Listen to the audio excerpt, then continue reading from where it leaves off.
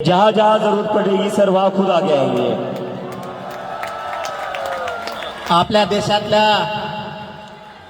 विद्यार्थ्यांना न्याय मिळावा म्हणून हे सरकार म्हणजे ज्या भाजपचं सरकार प्रत्येक वेळेस गोरगरीब लोकांच्या लेकरावरतीच जाणून बुजून अन्याय करत आहे। जर यापुढच्या काळात कधी सरकारकडून जर आता हल्ला विद्यार्थ्यांवरती करण्याचा प्रयोग जर सरकारने केला, यांचा महाराष्ट्रासह राज्यात फिरणं पूर्ण बंद होणार आणि यांचा माज उतरवल्याशिवाय आम्ही शांत बसणार नाही।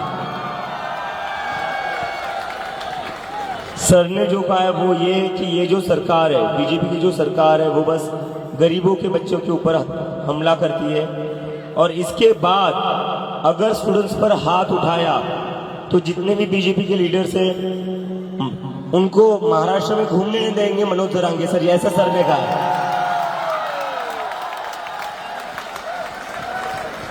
अरे सगळं मेळच पांगायला, मी मराठीत बोलायलो ते हिंदी सांगायले, मला हिंदी येत नाही तेव्हाच प्रॉब्लेम आहे। अरे मग हिंदी जर बोललो ना तुमचं आहे ते ध्यानातून हिंदी जायची तुमच्या बी।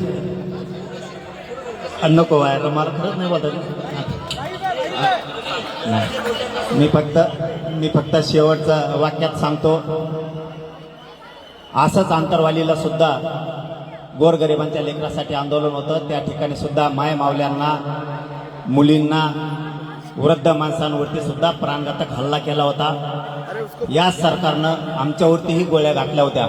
फक्त माझी सगळ्या विद्यार्थ्यांना एक विनंती राहील, तुम्ही ही जागा सोडू नका। आम्ही सगळा देश तुमच्या मागे आहे, तुम्ही तिकडे गेलात ना हे आंदोलन मोडून टाकते। शांततेच्या आंदोलनात एवढी ताकद आहे ते आम्ही सिद्ध करून दाखवलंय। आम्ही सुद्धा तुमच्या सोबत आहेत, ही जागा फक्त सोडू नका। सरकारला आपण निवडून दिलेलं आहे, आपण आपल्या मायबापांना यांना मतदान केलंय, आपल्या गावकऱ्यांनी यांना मतदान केलंय, आपल्या जिल्ह्यानं तालुक्यानं यांना मतदान केलंय, परंतु हेच आज आपल्या विद्यार्थ्यांवरती लेकरा बाळावरती उलटले। यांना उलट करायची ताकद या विद्यार्थ्यात आणि या राज्यातल्या गोरगरीब जनतेत आहे, हे यांच्या लक्षात नाहीये। परंतु या पुढच्या काळात जर तुम्हाला कुठं धक्का लागला तर आम्ही सगळे तुमच्या सोबत आहेत, सोनमच्या सोबत आहेत, आपल्या अभिजित भैयांच्या सोबत आहेत, सगळा राज्य आणि देश तुमच्या पाठीशी एवढा शब्द देतो आणि थांबतो। धन्यवाद सगळ्यांना, जय शिव।